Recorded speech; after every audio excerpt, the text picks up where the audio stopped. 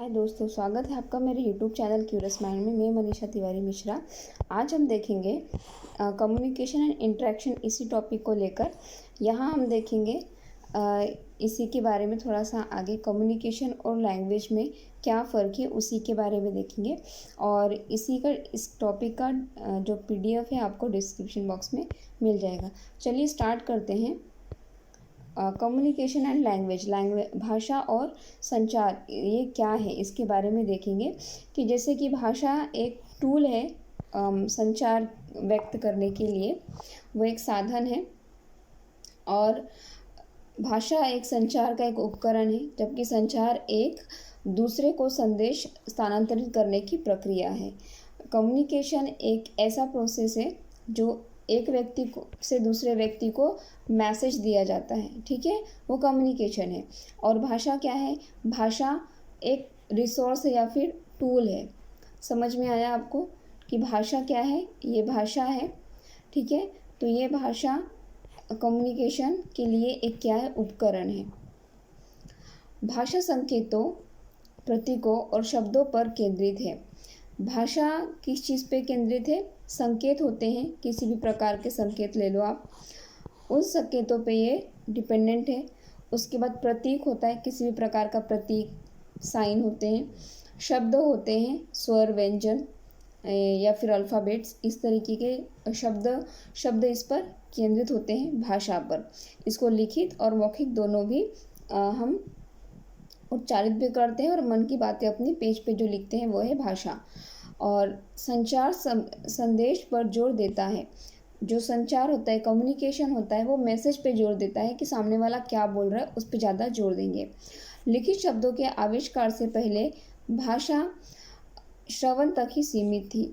यानी कि जब हमारे पास लिखित शब्द नहीं थे या इसकी खोज नहीं हुई थी, उस टाइम से पहले भी भाषा श्रवण तक ही सीमित थी। यानी भाषा को सुना जाता था और उसी हिसाब से अपने डेली के काम निकाले जाते थे। नेक्स्ट पॉइंट की तरफ बढ़ेंगे। की differences between language and communication, संचार और भाषा में क्या फ़र्क है उसके बारे में देखेंगे। तो यहाँ देखिए, the system of communication which relies on the verbal और non verbal codes used in transferring information. तो जो हमारे संचार की जो प्रणाली है वो मौखिक या फिर गैर मौखिक होती है।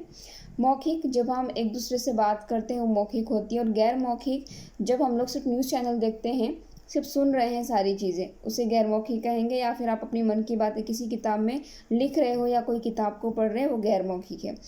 तो इस तरीके के एग्जाम्पल्स हैं। उसके बाद जो कम्युनिकेशन है उसे यूज़ किया जाता है अपनी नॉलेज को एक दूसरे को देने में या लेने में, उसे कहा जाता है लैंग्वेज। जिसका उपयोग सूचना के हस्तांतरण में किया जाता है, भाषा कहलाती है।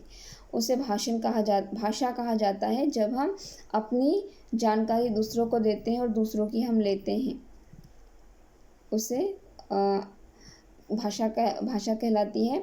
दो या दो से अधिक लोगों के बीच संदेश या सूचना के आदान प्रदान तरीके को संचार कहते हैं। अब दो व्यक्ति अगर बात करें, ठीक है, किसी भी विषय पर बात करते हैं, तो इसे क्या कहेंगे? कम्युनिकेशन कहेंगे। और भाषा किसे कहेंगे?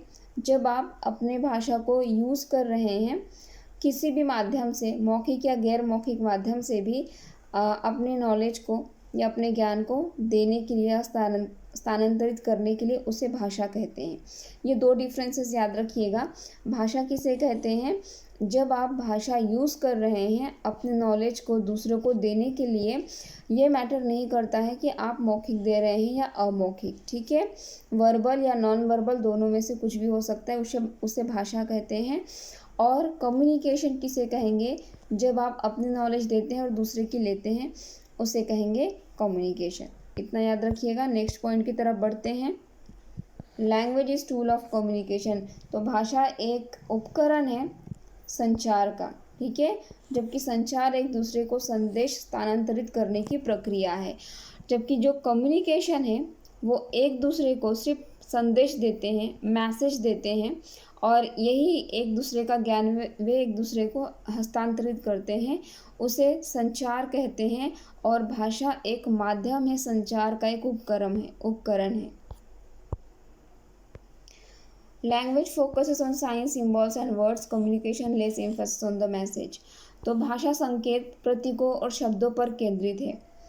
जैसे कि हमने बताया कि भाषा में स्वर, व्यंजन, अल्फ़ाबेट इस तरीके के शब्द भी आएंगे, संकेत आएंगे, प्रतीकें आएंगी, चिन्ह आएंगे किसी भी प्रकार के, उसे भाषा कहते हैं।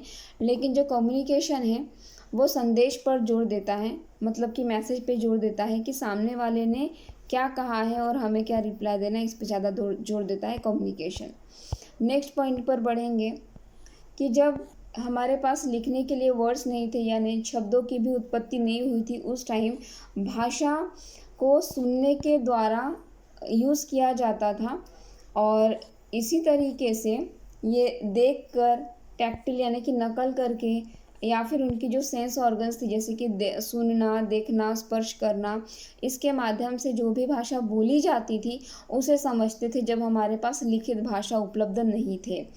और दूसरी तरफ communication across all the sensory channels. और दूसरी तरफ अगर आप देखेंगे तो जो संचार है वो सभी संवेदी चैनलों में संचार होता है, यानी कि आपकी आँखों से आप क्या बोल रहे हैं, आपके फेस में क्या एक्सप्रेशन है, आपके भाव क्या हैं, हाथ के जो आपके बॉडी लैंग्वेज कह सकते हैं, उस हिसाब से आपकी भावनाएं क्या है, बात करने की क्या आप कहना चाहते हैं, ये सारी चीज़ें जो है सभी संवेदी ये संचार में आ जाती हैं। संचार के माध्यम से ये हमें एक सही तरीके से संचार करने में सहायता करती हैं। तो आई होप आपको समझ में आ गया होगा भाषा और संचार। उसके बाद नेक्स्ट पॉइंट की तरफ बढ़ेंगे। The basic of communication do not change all. संचार की मूल बातें बिल्कुल नहीं बदलती, यानी संचार जो कम्युनिकेशन है उसकी जो मूल बातें होती है वो कभी नहीं बदलेंगी। जैसे कि जो भी व्यक्ति है बात कर रहा है, अगर किसी शौक के बारे में अगर वो बात कर रहा है तो इसकी मूल बातें जिंदा रहेंगी। उस पर कुछ भी ऐड करके बोल सकता है, किसी स्टोरी को बता के या कोई भी चीज़ें ऐसी बता के, बट उसका जो मूल भाव है वो जिंदा रहेगा। इसके विपरीत भाषा के शब्दकोश में दैनिक नए शब्द जोड़े जाते हैं। इसी के उल्टा अगर आप देखोगे तो भाषा में कई प्रकार के वर्ड्स हैं, सेंटेंसेस हैं और हर दिन नए नए शब्द इसमें जुड़े हुए जाते हैं, मतलब कि इसमें चेंजेस आते रहते हैं, इसलिए यह हर दिन बदलता है। यानी कि इसमें नए नए वर्ड्स आने की वजह से, नई लैंग्वेजेस आने की वजह से ये इसमें हमेशा परिवर्तन होते रहता है। किस में होता है? लैंग्वेज में, क्योंकि जो भाषा है उसकी नई नई शब्दों की उत्पत्ति होती रहती है, इसलिए भाषा में बदलाव होता है।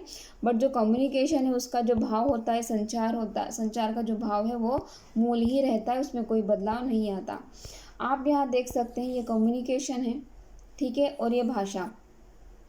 यहाँ पे दो व्यक्ति एक दूसरे के विचारों का स्थानांतरित कर रहे हैं, अपने ज्ञान का। और यहाँ पे देखेंगे कि भाषा का प्रयोग किया जा रहा है वर्बली, नॉन वर्बली, दोनों तरीके से। ओके, आई होप आपको ये छोटा सा टॉपिक अच्छा लगा होगा। एंड अच्छा लगा हो तो लाइक, शेयर और सब्सक्राइब जरूर करिएगा। And thank you for watching this video.